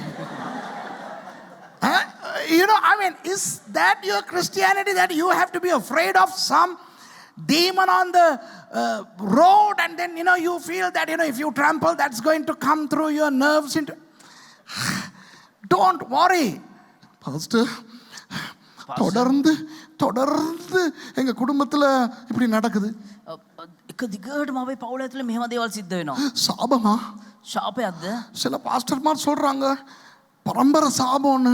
සමහර පාස්ටර්ලා කියන එක පරම්පරා ශාපයක්. ஐயோ இல்லப்பா, கிறிஸ்தவர்களுக்கு அது கிடையவே கிடையாது. අයියෝ නෑ, කිතුණුවන්ට එහෙම දෙයක් නෑ. Some people say, I'm sorry to say this, that some pastors go and teach that these things are curses.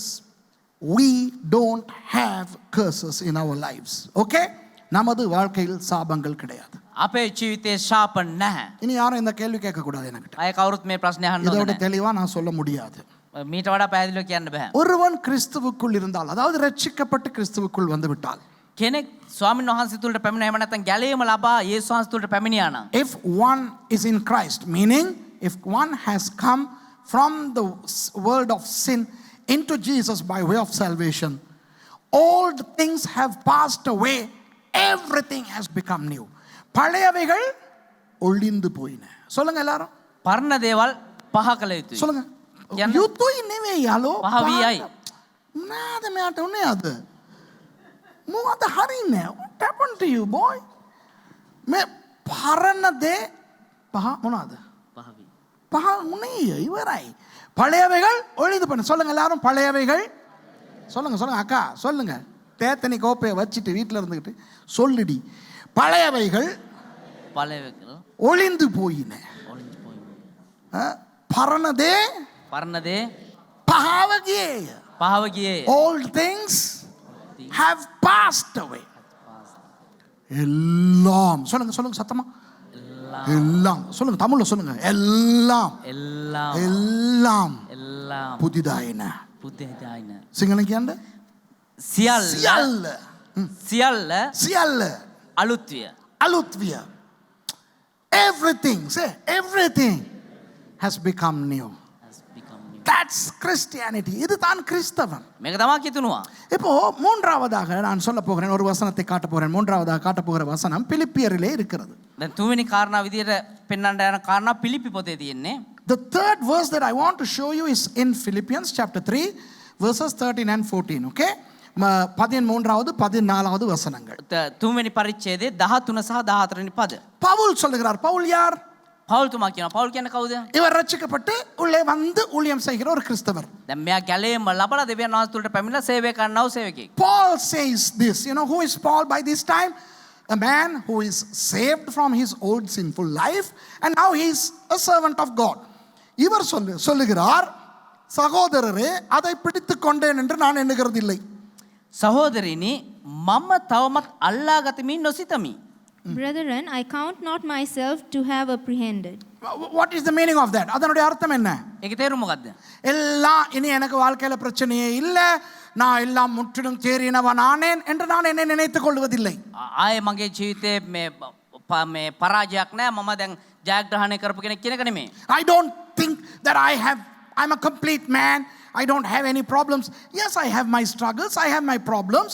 I still have to grow, I still have to progress in my life till I die. ஆம், எனக்கு பிரச்சனைகள் உண்டு, ඕ මට ප්‍රශ්න තියෙනවා, வீழ்ச்சிகள் உண்டு. වැටීම් තිබෙනවා. நான் இன்னும் முன்னேற வேண்டும். තව මම නැගිටින්න ඉදිරියට පැමිණිය යුතුයි. என்னுடைய வாழ்க்கையை நான் இன்னும் முடிக்கவில்லை, இன்னும் நான் ஓடிக்கொண்டு தான் இருக்கிறேன். මගේ ජීවිතය තාම හමාර කරන්නේ, තාමම දුවාගෙන තමයි ඉන්නේ. ஆகவே நான் அடைந்தாயிற்று, சகோதரரை நான் அதை பிடித்து கொண்டேன் என்று எண்ணுகிறதில்லை. සහෝදරනි, මම තවමත් අල්ලාගතමින් නොසිතමි. Brethren, I count not myself to have apprehended, ஒன்று செய்கிறேன். නමුත් එකක් කරමි. but this one thing I do. Interesting how he says that, right? This one thing I do. ஒன்று செய்கிறேன். එකක් මම කරනවා. பின்னானவைகளை மறந்து முன்னானவைகளை நாடி கிறிஸ்து இயேசுவுக்குள் தேவன் அழைத்த பரம அழைப்பின் பந்தய பொருளுக்காக இலக்கை நோக்கி தொடருகிறேன். එනම් පස්සෙන් තිබෙන දේ මතක නැතිකොට ඉස්සරහට තිබෙන ඒවා දෙසම බලාගෙන යමින් ක්‍රිස්තුස් යේසුස් වහන්සේ තුල දෙවියන් වහන්සේගේ උතුම් කැඳවීම දිනුම පිණිස දිනුම් කරා දුවමි. Forgetting those things which are behind and reaching forth unto those things which are before, I press toward the mark for the prize of the high calling of God in Christ Jesus. பின்னானவைகளை மறக்கிறேன்ப்பா. පරණ දේවල් අමතක කරනවා. அது நல்லது கெட்டது என்று இவர் சொல்லவில்லை. ඒක හොඳද නරකද කියලා මෙයා කියන්නේ. நல்லது கெட்டது எல்லாம் மறக்கிறேன். அந்த ஏசாயாவிலே சொன்னதை இவர் நிறைவேற்றுகிறார். හොඳ දේවල්ද නරක දේවල්ද ඒ හැමදේම අර යෙෂායා පොතේ කියන දේවල් මෙයා ආපහු මතක් කරනවා. He is saying good things, bad things, all the things of the past I am forgetting, and he is thereby fulfilling what was told in the book of Isaiah that we saw. So he is saying, this is the one thing that I do. இதைத்தான் ஒன்று செய்கிறேன்ப்பா நான். ඒ වුණාට මම මේ දේ තමයි කරන්නේ, එක දෙයක් මම කරනවා. பின்னானவைகளை மறக்கிறேன்ப்பா. පරණ දේවල් අමතක කරලා දානවා. முன்னானவைகளை தான் நான் நாடுறேன். ඉස්සරහා බලාගෙන මම දුවනවා. I am looking forward and I am pressing on. நான் முன்னானவைகளை நாடி இலக்கை நோக்கி தொடர்கிறேன். මම ඉස්සරහා බලාගෙන අරමුණ කරා දිව යනවා. இலக்கு என்ன? අරමුණ මොකද්ද? பரலோகம். ස්වර්ගය. What is my goal? Heaven. So I don't care what happened in my life in the past, good things or bad things. I'm not going to revel in them or be upset with them.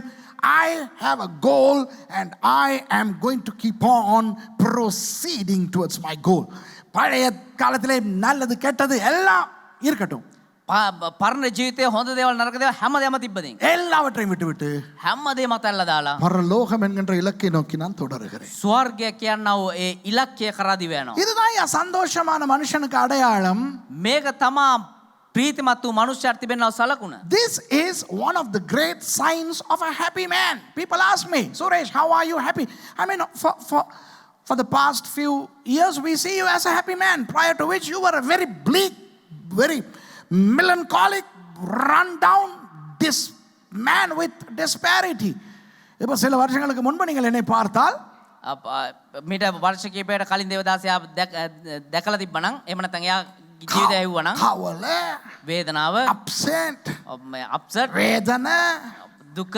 ஆனா இப்போ நிறைய பேர் சொல்றாங்க, எப்படி நீங்க உண்மையாவே சந்தோஷமா இருக்கிறீங்களா இல்ல சந்தோஷமா இருக்கிற மாதிரி நடிக்கிறீங்களான்னு கேக்குறாங்க. දැන් සමහරවන ඇත්තටම සන්තෝෂෙන් ඉන්නවද එහෙම නැත්නම් සන්තෝෂෙන් ඉන්නවා වගේ රංගපානවාද කියලා. கேக்குறாங்க என்கிட்ட சில பேர் இப்போ. මෙහෙමාන කට්ටියකුත් ඉන්නවා. දැන් අහනවා, some people are asking me now, those who are living with me, some people are asking, who, those of you who ask me the question, who. என்கிட்ட அந்த கேள்வி கேட்குறவங்களுக்கு தெரியும், என்கிட்ட கேட்குறாங்க, உண்மையாக பர்சனலாக கேட்குறாங்க, பாஸ்டர் இப்போ உங்களுக்கு துக்கமான விஷயம் எதுவுமே வரதில்லையோன்ட்டு. සමහර පෞද්ගලික ඇවිල්ලා පාස්ටර්ගෙන් අහනවා, පාස්ටර් ඇත්තටම ඔයාගේ ජීවිතේ දැන් දුක්බර දේවල් වෙන්නෙම නැද්ද? நாங்கள் எங்கே வாழ்கிறோம்? අපි කොයි ජීවත් වෙන්නේ? சிலோன்ல. ලංකාවේ. சிலோன் ஒரு பௌத்த நாடு. ලංකාව කියන එක බෞද්ධ රටක්. பௌத்தத்தின் தலைவர் யார்? බෞද්ධන්ගේ නායකයා කවුද? சித்தார்த்த கௌதமர். සිද්ධාර්ථ ගෞතම. அவர் என்ன சொன்னார்? එයා මොනවද කිව්වේ? சங்சாரே பவே துகாண்டார். සංසාරේ භවයේ දුක කියලා කිව්වා. I am a Sri Lankan living in a Buddhist country called Sri Lanka, and Lord Buddha, Siddhartha Gautama, has told Sangsare Bhave Dukkha. So, if you ask me, don't you have things that make you dukkha? Oh yes, Sangsare Bhave Dukkha, Bellwood Bhave Dukkha, Mercy Bhave Dukkha, Misha Bhave Dukkha, Mahesh Bhave Dukkha, Mount Carmel Bhave Dukkha, everywhere Dukkha Dukkha. எல்லா இடத்துலையும் துக்கம் தான் இருக்கு எனக்கு. හැමතැනම දුක තමයි තියෙන්නේ. வீட்டுக்கு போனா துக்கம், ගෙදරට ගියා නම් දුක, என் பக்கத்துல படுத்திருக்கிறது துக்கம், මගේ ළඟ නිදාගෙන ඉන්නේ දුක, என்னோட இருக்கிறதுக்கெல்லாம் துக்கம். මගෙත් එක්ක ඉන්නේ දුක. அதான் என்கிட்ட வந்து சேர்றதும் துக்கம், මගත් එක්ක එකතු වෙන්නේ දුක. எல்லாமே துக்கம்தான். හැමදේම දුක තමා. ஆகவே பௌத்த நாட்டில் இருந்துக்கிட்டு பவே துக்கா இல்லைன்னு சொல்லக்கூடாது. ඒ නිසා බෞද්ධ රටක ඉඳලා භවයේ දුක නැහැ කියලා කියන්න බෑ. அப்படின்னா போகணும். இப்போ புதுசா நித்யானந்தா சுவாமி கைலாஷ்னு ஒரு நாடு கட்டி இருக்கிறாரு, அங்க போயிடணும். දැන් නිත්‍යානන්දන් ස්වාමී කෛලාශ කියලා කියන කලුතෙන් ඇවිල්ලා ඉන්නවා. එහෙ යන්න ඕනේ. එහෙම දුක නැති වෙන්න. ஏன்னா எங்கடா கேனே இந்த ஹிட்லர் பிரவෘத்தி බලන්න මඤ්ඤොක්ක හිට හිටියා නම් ඇවිල්ලා ඔළුවට උඩින් බෝම්බ ගහලා යනකම් දන්නේ. ඉන්දියාවේ ස්වාමි නිත්‍යානන්ද කියන මේ ස්වාමි කෙනෙක් ඉන්නවා. මිනිහා මේ දූපතක් අරගෙන රටක්ම නිර්මාණය කරලා තියෙනවා. ඒකේ දුක නැල්ලු මේ ප්‍රවෘත්ති වලට දාලා තියෙනවා. එහෙමනම් ඉතින් ලංකාව දාලා එහෙට යන්න ඕනේ. මේ හිටියා නම් සංසාරේ භවයේ දුක. ஓகே, கிறிஸ்டியானி භවයේ දුක. ඕනම එකක් දුක. ரைட், இங்க இருந்தா எல்லாமே දුකா தான். මේ හිටියා නම් හැමදේම දුක තමා. இல்லைன்னா கைலாஷ்க்கு போயிடும். அங்கே நித்யானந்தா சுவாமி கிட்ட போயிடணும். එහෙම නැත්නම් අර නිත්‍යානන්දන් ස්වාමී ගාවට යන්න ඕනේ. இப்படி போகிறது நம்ம தெரிஞ்சுக்கிறதா இருந்தால் ரஞ்சிதா கிட்ட அட்ரஸ் வாங்கிக்கிறங்க. சரி, தேவையில்ல, வேறங்கிறவங்களுக்கு விளங்கும். ரஞ்சிதா ட்ரேடர்ஸ் இல்லை, நடிகை ரஞ்சிதா. ஓகே, ஏன்னா this the world, the life, the family, the purse, the wallet, everything is full of dukkha, sad things. உலகத்துல வாழ்க்கையில் நீங்கள் எதை எடுத்தாலும் ජීවිතේ මොන දේ ගත්තත් දුක තමා. இன்னைக்கு காலையில் கண்ணாடியை பார்க்குறேன். තව කන්නාඩි ඉස්සරහට කියලා මූණ බලද්දි 3 அடபாகே துக்கா. விளங்குதா? என் மூஞ்சில இந்த பகுதியெல்லாம் துக்கா, මූණේ මේ පැත්ත දුක. வெள்ளை வெள்ளையா இருந்துச்சு. සුදු සුදුවට තියෙනවා. அதை நினைச்சு நான் துக்காலே கிடக்கிறதா, டை அடிச்சுட்டு வந்து நிக்கிறதா. ඒක දිහා බලාගෙන දුක් වෙවි ඉන්නද ඩයි ගාලා ඇවිල්ලා හිට ගන්නද? எடுத்தேன் டை, அடிச்சேன், பாருங்க வந்து நிக்கிறேன். ගත්ත ඩයි ගෑව ඩයි ආවා. So when I look at the mirror this morning, I saw the gray hair on my beard and everything, and I just applied dye. Now you see, ஆமாமா இல்லையா? இப்போ என் தலையை பார்க்கும்போது துக்கா. ඔළුව දිහා බලද්දි දුක. விளங்குதா? நம்மளை பார்க்கும்போதே சம்சாரே பவே துக்கா தான்ப்பா. අපිව බලද්දිම සංසාරේ භවයේ දුක තමා. when we look at ourselves, it's துக்கா. அதுக்கு பிறகு நம்ம பொண்டாட்டியை பார்க்கும்போது அடுத்த துக்கா. ඊට පස්සේ බිරිඳ දිහා බලද්දි ඒක අනිත් දුක. பிள்ளைகளை பார்க்கும்போது அடுத்த துக்கா. දරුවෝ දිහා බලද්දි ඒක තවත් දුකක්. பைபிள் ஸ்டூடெண்ட்ஸை பார்க்கும்போது பெரிய துக்கா. බයිබල් ශිෂ්‍යයන් බලද්දි මහා දුක ඒක. சர்ச் விசுவாசிகளை பார்க்கும்போது அதை விட துக்கா. සභා ඇදිලිවන්තයෝ බලද්දි ඊටත් වඩා දුකක්. அதான் பாஸ்டர் டேனி வந்து என்ன சொன்னாரு? පාස් ඩැනි ඇවිල්ලා මොනවද லீட் කිව්වද? பண்ணும்போது நீங்க லைவ்ல இருக்கிறவங்க இருக்கல, நீங்க ඒක සජීව ඒ වෙලාවේ කවුරුත් ඒගොල්ලෝ හිටියේ නැහැ. பாஸ்டர் டேனி வந்து சொன்னாரு, சாவு வீட்டுக்கு போய் இருக்கிறவங்களை விட துக்கமா அவங்களோட மூஞ்சி இருக்குதேன்னாரு. சொன்னாரா இல்லையா? පාස් ඩැනි ඇවිල්ලා කිව්වා මල ගෙදරකට ගිහිල්ලා ඉන්න අයට වඩා දුකෙන් ඉන්නවා කියලා. You know, Pastor Danny, when he was leading worship, when you guys online, you were not there, he said your faces look much more sad than when you are at a funeral. Why? துக்கா. இப்போ உங்ககிட்ட உங்க வாழ்க்கையில் இருக்கிற துக்காவை கேட்டால் லிஸ்டே கொடுப்பீங்க. දැන් ඔබට ඔබේ ජීවිතේ තියෙන දුක්බර දේවල් ගැන આવොත් ලිස්ට් එකක්ම දෙයි. So if I ask you, come on, start saying your problems, I mean, you will make me cry. And if you listen to me, I can make you cry. உங்க பிரச்சனை எனக்கு சொன்னா நானும் ஒப்பாரி வைக்கலாம். ඔබේ ප්‍රශ්න මට කියවනේ මටත් විලාප තිබ්බ හැකියි. ஏன் பிரச்சனை உங்களுக்கு சொல்லி உங்களையும் நான் கவலைப்படுத்தலாம். මගේ ප්‍රශ්න ඔබට කියලා ඔබවත් දුකටපත් කරන්න அப்போ පුළුවන්. பவுலினுடைய வாழ்க்கையிலே வேதனை இல்லையா? ඒතර පෞල්ගේ ජීවිතයේ වේදනාවක් නැද්ද? ஆனால் அவர் என்ன செய்கிறார்? හැබැයි එයා මොනවද කරන්නේ? பின்னானவைகளை மறக்கிறேன். පරණ දේවල් අමතක කරලා So he is saying, I am forgetting what happens. Even what happened 2 minutes ago, I forget. 2 நிமிஷத்துக்கு முந்தி நடக்கிறதையும் நான் மறந்துடுறேன். මේ විනාඩි දෙකකට කලින් මොනවද උනේ කියන එකත් අමතක කරලා දානවා. நான் முன்னாலே ஓடிக்கிட்டே இருக்கிறேன். මම ඉදිරිය බලාගෙන දුවගෙන ඉන්නවා. இலக்கை நோக்கி தொடர்கிறேன். මම අරමුණ කරා දිවගෙන ඉන්නවා. I press towards my goal. Now that's the secret of happiness. Do you understand? அதுதான் சந்தோஷத்தினுடைய ஒரு ரகசியம். ඒක තමා ප්‍රීතියේ තිබෙනා එක පළමු රහස. ஆகவே இன்றைக்கு ஆண்டவர் உங்கள் எல்லாருக்கும் என்ன சொல்லுகிறார்? එමනම් දෙවියන් වහන්සේ අද දවසේ අපි හැමෝටම මොනවද කියන්නේ? ரட்சிக்கப்படுவதற்கு முன்பு இருந்த நல்லது கெட்டது மாத்திரமல்ல, ගැලයුම ලබන්ට පෙර තිබුණා වූ හොඳ දේවල් නරක දේවල් විතරක් නෙවෙයි.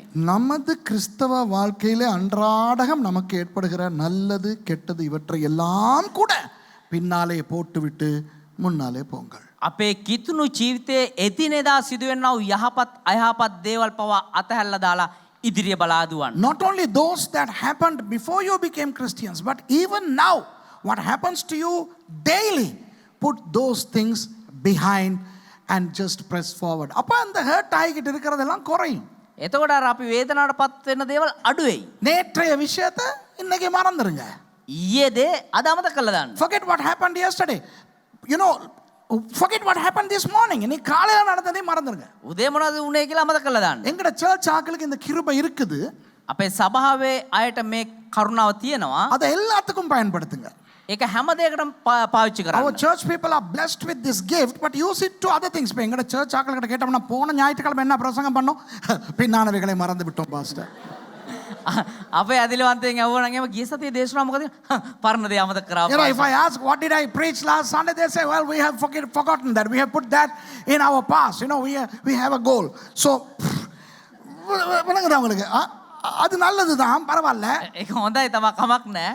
ஏன்னா அப்போ எனக்கு திருப்பி திருப்பி பழைய விஷயங்களும் சொல்லலாம். நீங்கள் மறந்துட்டீங்கன்னா இல்லை சரி பாஸ்டர் நீங்கள் இது அது அந்த விருதுகத்துலேயும் சொன்னீங்க அப்படிம்பாங்க. அப்போ எனக்கு வெக்கமாக இருக்கும். එතකොට පරණ දේවල් ආපහු මට කියන්න පුළුවන්. එහෙම නැත්නම් ඔබ ඇවිල්ලා පස්සේ නෑ අර අතන අර එහෙම කිව්වා මට ලැජ්ජයි. Then it makes my life easy because I can now, you see, I have preached thousands and thousands of sermons. Sometimes, you know, I have to repeat some. So if you forget, that's wonderful to me, you know. Otherwise you will say, Pastor, you have told this, you know, once before also, you know. Then it's embarrassing to me. So just forget everything that happens in your life, even good things, okay? நல்ல விஷயங்களை கூட மறந்துட்டு ஓட பாருங்க பாப்போம். හොඳ දේ පව අමතක කරලා දුවන්න බලන්න. அப்போ ஒப்பிட்டு பார்க்க மாட்டீங்க உங்க வாழ்க்கையை. එතකොට ඔබේ ජීවිතය ඔබ සමාන කරලා ගලපලා බලන්න නැති වෙයි. இன்றோடு நேற்றை ஒப்பிட மாட்டீர்கள். ඊයේ දවසත් එක්ක අද දවස ගලපන්න නැති වෙයි. ஆனால் இலக்கோடு நீங்கள் ஒப்பிடுவீர்கள். හැබැයි අරමුණත් එක්ක ඔබ ගලපලා බලයි. எவ்வளவு தூரம் வந்திருக்கிறேன், කොච්චර දුරක් ඇවිල්ලා තිබෙනවද? இலக்கை நோக்கி தொடருங்கள். ඒ අරමුණ කරා දුවන්න. So if you start retrospecting, then you'd compare your current situation with the past. Instead of that, you look forward and compare your present situation with your goal and see how fast and how better you can go. அப்ப இதைத்தான் ஆண்டவர் ஏசாயா மூலம் சொல்லுகிறார். ඒතර ඒසායා කන්න කොටගෙන මේක තමයි දෙවියන් වහන්සේ කියන්නේ. முந்தினவைகளை நினைக்க வேண்டாம், පුරාණ දේවල් මුල් දේවල් මතක් කරන්න එපා. பூர்வமானவைகளை சிந்திக்க வேண்டாம். ඒ වගේම පුරාණ දේවල් සිහි කරන්න එපා. So don't think that happened in the past, Isaiah says. That way you can forgive people easily. அப்படியானால் உங்களுக்கு மக்களை மன்னிக்க முடியும். එහෙම වුණා නම් ඔබට මිනිස්සුන්ට සමාව දෙන්න පුළුවන්. உங்களையும் உங்களால் மன்னித்துக் கொள்ள முடியும். ඔබටත් ඔබ ගැන සමාව දෙන්න Then පුළුවන්. you can forget your own self, right? You can have a happy life. நல்லா சந்தோஷமா வாழலாம். හොඳට සන්තෝෂෙන් ජීවත් වෙන්න இதை පුළුවන්. ஏன் நான் உங்களுக்கு கற்றுக் கொடுக்கிறேன் என்று நான் நினைக்கிறேன். ஏன் ஆண்டவர் இதை பேச வைக்கிறார் என்றால், ඇයි මේක දෙවියන් වහන්සේ කතා කරන්න කියලා මම හිතනවා. என்னுடைய வாழ்க்கை நாளுக்கு நாள் லேசாகி கொண்டு வருகிறது. අපේ ජීවිතේ මගේ. දේවදාසයාගේ ජීවිතේ එදිනෙදා පහසු වෙමින් පවතිනවා. You know, I want to tell you honestly, okay, that my life is becoming easier and easier by the day. ஒவ்வொரு நாளும் நான் நேற்றை விட நல்லா இருக்கிறேன், முந்த நாளை விட நல்லா, அந்த மாதிரி ஆகிக்கிட்டு வரேன் நான்.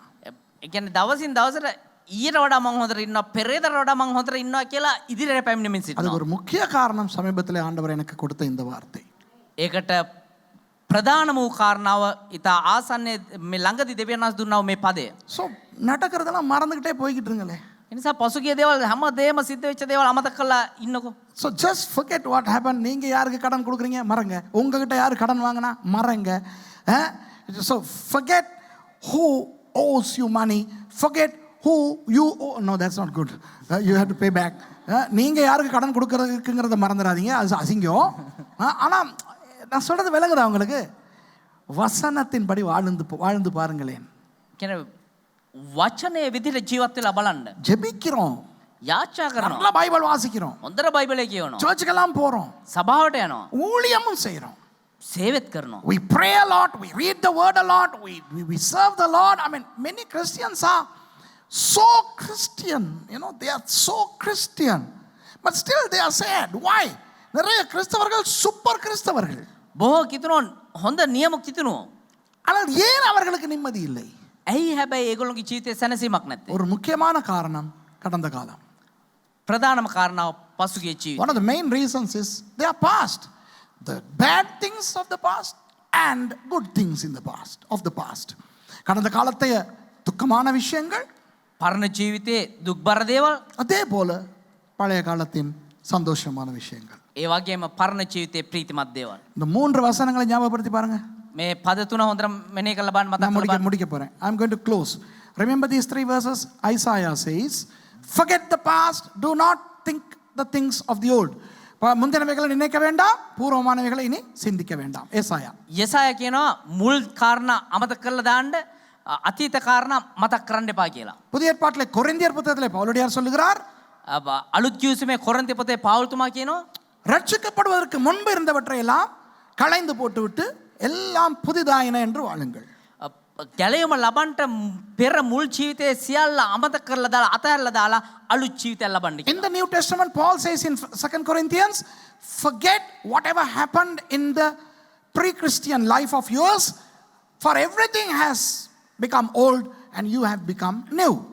மூன்றாவதாக பிலிப்பியர் புத்தகத்திலே பவுலடியார் சொல்லுகிறார், තුවෙන පිලිපි පොතේදී පාවුල්තුමා කියනවා என் கிறிஸ்தவ வாழ்க்கையிலே என் ஊழியத்திலே பின்னானவைகளை மறந்து முன்னானவைகளை நாடி ஓடிக்கொண்டிருக்கிறேன். මගේ කිතුණු ජීවිතේ මගේ සේවා ජීවිතය තුළ පරණ දේවල් මං අතහැරලා මගේ අරමුණ බලාගෙන මම දුවනවා කියලා. So in the book of Philippians, Paul says, in my Christian walk, in my ministerial walk, I forget things of the past and I press towards the goal. இது பெரிய ஆழமான ஒரு படிப்பு கிடையாது. මේක ඉතා ගැඹුරු ඉගැන්වීමක් නෙමෙයි. ஆனா முக்கியமான ஒரு ஆலோசனை. හැබැයි ඉතා වැදගත් වූ අනුශාසනාවක්. This is not a deep teaching. Well, I can teach deep things and make you enjoy, but you can enjoy and still be miserable. எனக்கு உங்களை சந்தோஷிப்பிக்கிற ஒரு ஆழமான படிப்பை படித்து கொடுத்திருக்கலாம். මට ඔබ සන්තෝෂ කරන්න ඉතා ගැඹුරු දේශනා උගන්වන්න පුළුවන්. அப்ப நீங்க சொல்லுங்க, ஓ ஆழமான விஷயம் படிச்சுக்கிட்டோம், ஆனா துக்கமா தான் போவீங்க. ඒතකොට ඔබ කියයි ඉතා ගැඹුරු දෙයක් ඉගෙන ගත්තා කියලා. හැබැයි දුකෙන් තමයි පිටත් වෙලා යන්නේ. ஆண்டவர் உங்களுக்கு சொல்லுகிறார், දෙවියන් වහන්සේ ඔබට කියන්නේ நீங்க சந்தோஷமா இருங்க, ඔබ ප්‍රීතියෙන් ඉන්න. பழச விட்டுருங்கப்பா. පරණ දේවල් අතල්ලා දාන්න. குடும்பத்திலே, சொந்த வாழ்க்கையிலே, ஊழியத்திலே எல்லாம் அந்த பழசுகளை விட்டுட்டு පවුල තුල, සේවා ජීවිතය තුල, පෞද්ගලික ජීවිතයේ පරණ දේවල් අතල්ලා දාලා. அவை நமக்கு மறக்காது, அவை இருக்கும். ඒවා අපිට අමතක කරන්න බෑ, ඒවා තියෙනවා. ஆனா அது நம்மை பாதிக்க விடக்கூடாது. හැබැයි ඒක අපිට බලපෑමක් ඇති කරන්න ඉඩ හරින්න முன்னால ඕනේ. ஓடிக்கிட்டு போவோம். අපි ඉදිරිය බලාගෙන In your දුවමු. personal life, in your family life, in your ministerial life, in your life out in the world, put those things of the past behind and then be happy and press forward. எழுந்திருந்து ஜெபம் பண்ணுவோம். අපි නැගී සිට යාඥා කරමු.